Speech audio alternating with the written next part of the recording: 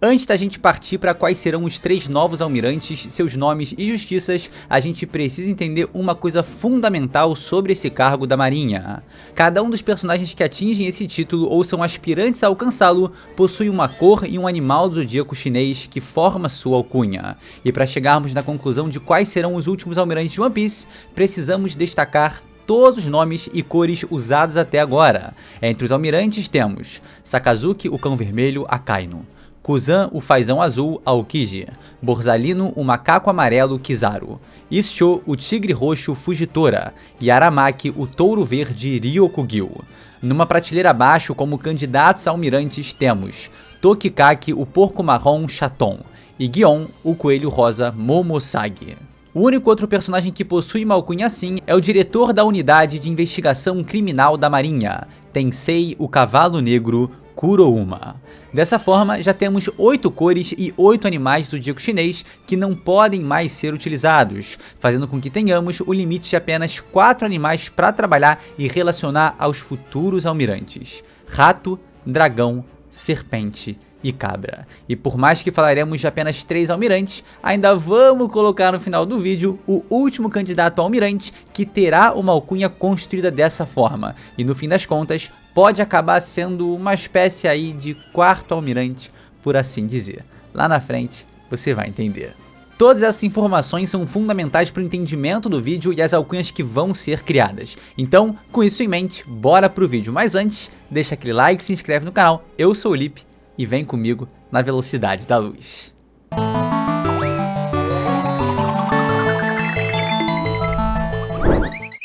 Vamos começar pelo mais fácil, o futuro almirante Koby. Aquele que desde o primeiro episódio do anime e do segundo capítulo do mangá diz que seu sonho é se tornar um renomado marinheiro, o que posteriormente, no arco de Enies Lobby, se torna alcançar o título de almirante. O Koby, que recebeu o maior glow-up da história de One Piece, é certamente alguém que vai conquistar esse cargo. As relações mais óbvias para essa conclusão têm a ver com o lendário herói Garp e seu neto Monkey D. Luffy. Koby é aquele que desde o princípio fez a promessa ao protagonista, que nós leitores temos certeza que será concretizada. Sua evolução, atrás, mas em paralelo ao Luffy, mostra que o garoto também segue um caminho de dedicação e desenvolvimento, que o ajudará a realizar seu sonho. E sua trajetória é tão renomada que o próprio Garp, lenda da marinha, o reconhece como o futuro dessa instituição. Para quem ainda tinha dúvidas que o garoto poderia um dia se tornar um almirante, o capítulo 1088 de One Piece veio para provar que esses questionamentos não devem mais existir. Seu potencial é colossal. Para mim, não há dúvidas de que Koby vai se tornar um almirante, trazendo um novo semblante à marinha. Sua força e esforço enorme já denotam que, mesmo sem dom, sua justiça honesta será aplicada através do mundo, trazendo dignidade para muitos cidadãos. Honestidade é uma palavra que define muito bem o personagem, e nomeando seu ataque mais poderoso é certamente algo que ele levará eternamente para sua justiça. Por isso eu acho que o almirante Koby será o homem da justiça honesta, combina perfeitamente com ele. E que animal ele poderia representar, né? Qual seria seu nome de almirante? Eu acho que muitos acreditam que ele vai ser algo rosa, mas essa cor já foi relacionada a vice-almirante Momosagi. Então eu tenho pra mim que o Koby será representado pela cor laranja, que em japonês pode ser orange, que é basicamente orange, só que pronunciado com um sotaque japonês, ou dai-dai. E eu boto fé que essa vai ser a forma que vai ser utilizada. Rato laranja, cobra laranja, cabra laranja ou dragão laranja.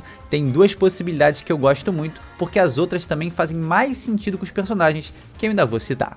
A primeira é ser o Rato Laranja, isso porque, por eliminação, como vocês vão ver mais à frente, os outros 3 personagens casam muito melhor do que o Koby com os outros animais restantes, então acaba sobrando o rato para ele, formando assim a alcunha de almirante Dai-Dai Nezu, o Rato Laranja. Mas a outra possibilidade que eu também gosto é que, na verdade, Eiichiro Oda reutilize um dos animais já usados para trazer um poderoso simbolismo. O Koby, o melhor aluno do Garp, pode herdar o pássaro do primeiro aluno do Garp, Kuzan, que em sua alcunha o tem como Kiji, que é fazão, representando o galo do zodíaco chinês. Mas no epíteto do Koby, ele poderia ter como Tori, que é simplesmente pássaro, formando assim o almirante galo laranja Dai-Dai Tori.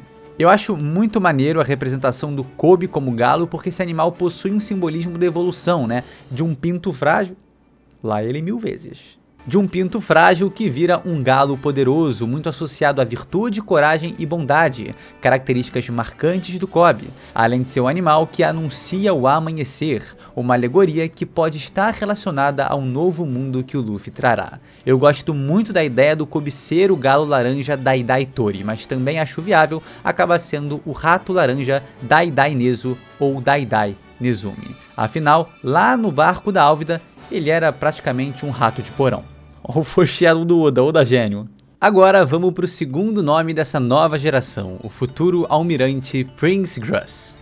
Do mesmo jeito que o Kobe herdará o manto de Monkey D. Garp, Gruss sucederá a capa da maior mente estrategista já vista dentro da marinha, Sengoku, o Buda. E são suas relações com esse lendário marinheiro que nos darão muito embasamento para colocá-lo aqui. Primeiro, vamos falar um pouco do que foi apresentado do Gruss até então. Ele foi introduzido na história de capa do Capone Gang Bege no capítulo 966, quando o mesmo estava em Dressrosa caçando com suas próprias mãos toda a tripulação do Homem Castelo. Nesse momento, Gruss nem tinha seu nome revelado. A parada muda quando chegamos no capítulo 1061 e somos apresentados formalmente ao marinheiro, simplesmente um contra-almirante. Mas é somente 19 capítulos depois, no 1080, no lendário capítulo em que o maior punho dessa história cai sobre as terras de Hachinosu, que vemos de fato Gruss em ação.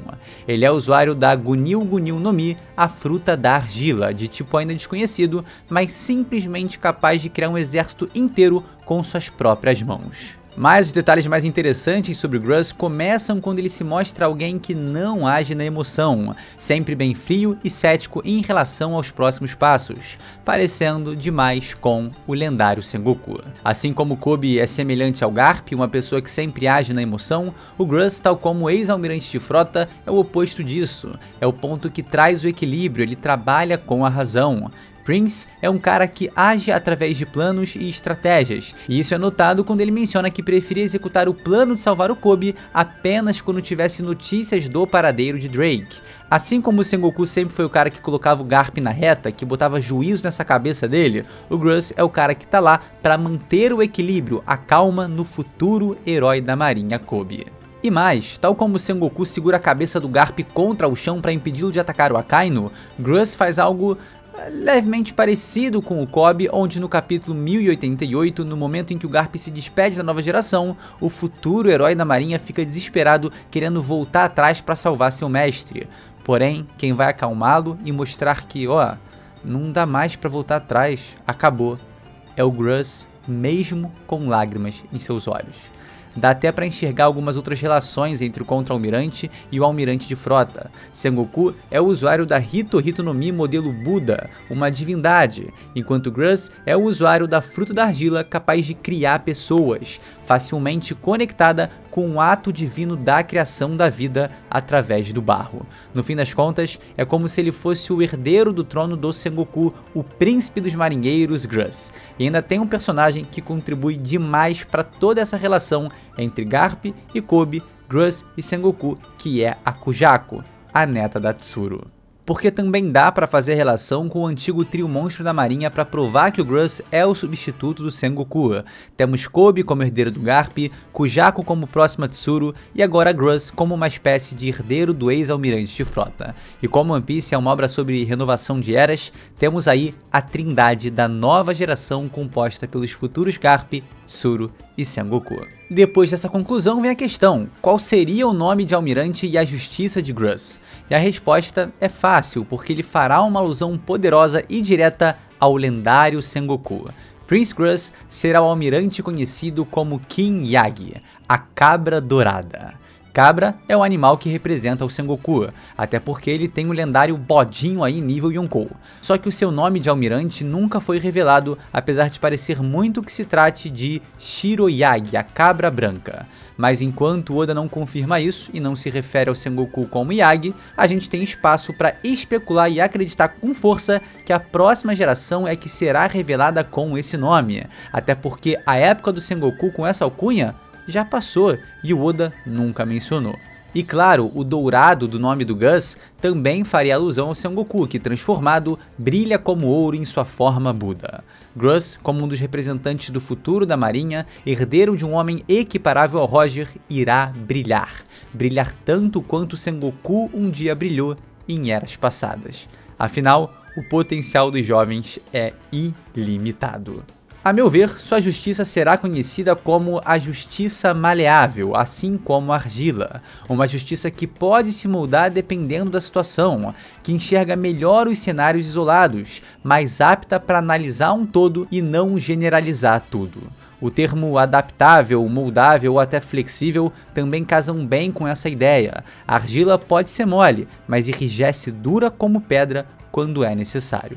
Uma filosofia à altura de alguém que será um almirante e herdará o manto de Sengoku.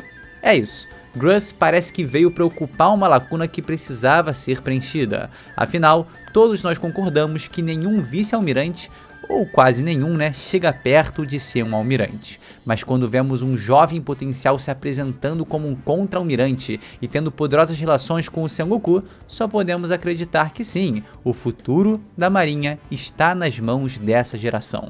Koby será os novos punhos da marinha, enquanto Prince Gus é o homem que se tornará, o novo cérebro da instituição. Agora vamos concluir os 3 futuros almirantes com o mais polêmico de todos. Depois dele eu vou dar mais uma sugestão que eu gosto bastante, mas por enquanto, rufem os tambores para Smoker.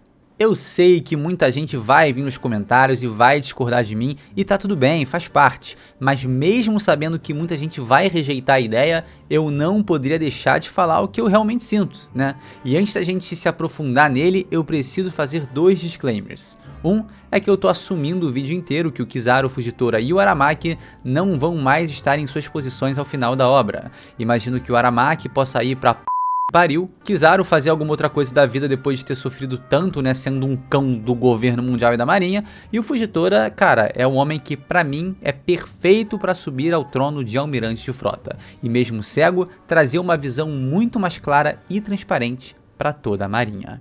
E o segundo ponto é, se o Smoker não te satisfazer como um almirante, lembra que ainda vai ter um 4º elemento aqui mencionado, então sinta-se à vontade para descer o Smoker de posto e colocar outra figura como almirante, se assim você desejar. Ou qualquer outro que tu queira colocar aqui, tá? Tudo bem, mas eu vou continuar defendendo o Fumacento nessa posição e os motivos são os seguintes. O Smoker é o primeiro grande marinheiro que conhecemos dentro da obra e o único, assim como o Koby, que podemos acompanhar um crescimento paralelo ao de Luffy. Quando conhecemos o Smoker pela primeira vez durante o arco de Alabasta, ele era apenas um capitão da marinha, mas da próxima vez que o encontramos antes da Guerra dos Melhores, ele já se tornou um Comodoro. Após o intervalo de 2 anos, ele é promovido a vice-almirante. E eu acho que essa evolução em paralelo ao Luffy é uma atenção que o Oda dá ao Smoker, que vem subindo de cargo desde o início de One Piece, e aí eu te pergunto, você acha que quando rolar o time skip final, o grande último salto temporal de One Piece, ele vai parar por aí? Vai continuar no mesmo cargo para sempre um vice-almirante? Alguém que foi introduzido pra gente lá no comecinho? Ou ele vai subir só mais um degrau nessa escala? Eu sei que muita gente pode questionar a força do personagem, mas a realidade é que o Oda pode adaptar isso como bem entender, tipo o upgrade absurdo que ele deu pro Crocodile entre Alabasta e a Guerra dos Melhores. Se o segredo para ficar mais forte for fumar um charutão bem grosso, a força do Smoker vai passar em 2 vezes a do Crocodile. Entendeu essa piada? Muito boa, né? Imagina como o cara vai estar agora. Então Oda pode dar uma forçada no Smoker para ficar num nível alto como fez com o Crocodile. Isso não é nenhum mistério. É só dar uma canetadinha ali e pronto, tá tudo certo. E assim, por mais que seja de fato um saco de pancada, o cara é legal, eu curto o personagem, mesmo que eu goste de sacanear o cara bastante, Eu acho que é uma relação parecida com a que eu tenho, por exemplo, com o Eustace Kid. A gente precisa notar que as características mais marcantes do Smoker para ele se tornar um almirante decente no final da obra já foram pintadas desde o início. Em sua introdução, a gente vê que o Smoker é gente boa com um cidadão comum, parece alguém malvado, mas compensa, dá sorvete para a criança e protege os inocentes. Além disso, ele tem uma característica fundamental para alguém que todo mundo gostaria de ver no poder. ele não é corruptível. Ele fica revoltado por quererem dar mérito a ele por algo que ele não fez, como vemos no final do arco de Alabasta, quando ele manda o governo mundial pro inferno por quererem coroar ele como o salvador, o herói do país, sendo que ele tinha sido salvo pelo Luffy. E esses princípios morais íntegros do personagem vão aparecendo em diversos momentos ao longo da série. E outro ponto que chama muito a atenção no Smoker é que ele tem flexibilidade para julgar pessoas e situações. Por mais que não goste de fazer isso, ele é capaz de se aliar a piratas para o bem maior. Então ele tem visão, ele consegue enxergar o cenário como um todo e buscar o melhor pro cidadão comum e não para os seus superiores. E isso é algo de valor imensurável que precisa ser destacado por nós e é muito importante para o futuro da Marinha e também do mundo. Então vamos lá, né? Qual seria a justiça e o nome do Smoker? Admito que sobre a justiça eu fico um pouco na dúvida porque não me parece ser tão definitiva como a do Gruss e também do Kobe, mas sinto que seria algo como a justiça autêntica. E o que isso quer dizer, né? O Smoker é alguém que não se deixa corromper pelos mais poderosos, que tem personalidade, estilo, que trilha seu caminho através da sua própria visão sem ter uma figura de inspiração, como o Kobe tem o Garp e o Gruss tem o Sengoku. Então ele é mais genuíno, mais autêntico. E a autenticidade também é a propriedade daquilo que se pode atribuir fé, legitimidade. Ou seja, como eu já provei aqui, o Smoker segue uma linha ético-legal que não o permite ser corruptível, que casa perfeitamente com o termo autêntico. Justiça autêntica, legítima ou até genuína, eu acho que todos esses conceitos conseguem definir bem a visão de mundo do Smoker. E pô, ele é um dos marinheiros com a justiça mais bem trabalhada, né, que evolui em paralelo ao protagonista. Eu realmente acho que ele vai se tornar um almirante. E a alcunha do cara, hoje ele é conhecido como Hakuryo no Sumoka, ou seja, o caçador branco Smoker. Como disse antes, o Sengoku deveria ser o almirante Cabra Branca, mas nenhum desses termos foi referido a ele, então a cor branca ainda pode e deve ser utilizada pelo Smoker. Shiro é branco em japonês, mas assim como na sua atual alcunha, a cor está sendo traduzida como Haku, que também é branco. Então teríamos Smoker, o almirante Cobra Branca, Hakurebe ou Shirohebe. Como os dois últimos animais são cobra ou dragão, eu acho que cobra, até por culpa dessa capa aí, que em 2034 vão estar falando que é um foreshadow nível Oda Gênio, e realmente é, faz mais sentido o Smoker ser a cobra, apesar de que se fosse dragão, o nome dele ficaria Hakuryu, dragão branco, que é quase Hakuryo, que é o caçador branco. Eu até colocaria dragão branco pro Smoker, mas é o próximo personagem que tem absolutamente tudo a ver com dragão. Inclusive, a alcunha Justiça Cinzenta seria interessante pro Smoker, mas ele é definido como uma fumaça branca, então é diferente. Então se liga no próximo personagem que você vai entender tudo que eu tô falando. E o homem que vai ter algum outro cargo super importante, talvez como Kurouma e ter uma alcunha de almirante, será o Supernova D.S. Drake, que de antemão já vou informar, tá? Será o Hairoryu, o dragão cinza. Dragão pelo motivo óbvio de sua Akuma no Mi, e antes que você me chame de maluco por querer comparar um dinossauro a um dragão, tá? O que eu quero dizer é o seguinte, sua fruta é a Ryo no Mi, a Zoando dragão modelo Alossauro. Então o Ryu, dragão, já tá presente na sua Akuma no Mi e só seria feita uma alusão colocando em sua alcunha. E por que cinza? Porque cinza é basicamente a única cor mais comum que restou, né? E também casa perfeito com o que eu imagino que seja a sua justiça. Porque o Drake flutua entre o mundo da marinha e o mundo dos piratas. Ele não tá numa zona clara e nem numa zona escura. Ele tá em uma zona cinzenta. D.S. Drake, o dragão cinza da justiça oculta. Esse conceito da justiça oculta me veio porque as funções que o personagem exerce dentro da marinha são invisíveis, acontecem escondidas dos olhos da população num campo mais encoberto, secreto da instituição. Então toda a justiça que o Drake realiza é uma justiça escondida, é uma justiça oculta. E isso também casa com a ideia de sua cor ser cinza, porque ele está numa área cinzenta da justiça, num espaço entre piratas e marinheiros, nunca no preto, nunca no branco, sempre no cinza. E eu acho que ele não vai ser um almirante, tá? Eu acho que ele vai ser um cargo gigantesco dentro da Marinha. Talvez como um comandante supremo da ramificação SWORD, que vai ser integrada de forma consciente à instituição.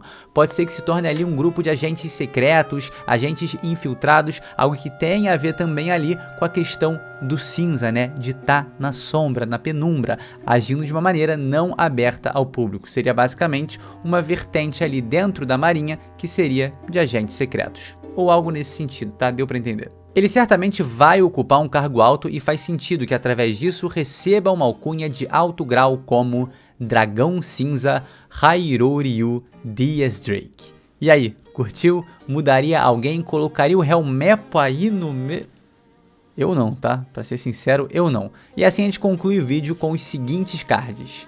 Kobe, Daidai Tori ou Daidai Nezumi, Justiça Honesta, cor laranja, animal, rato ou galo.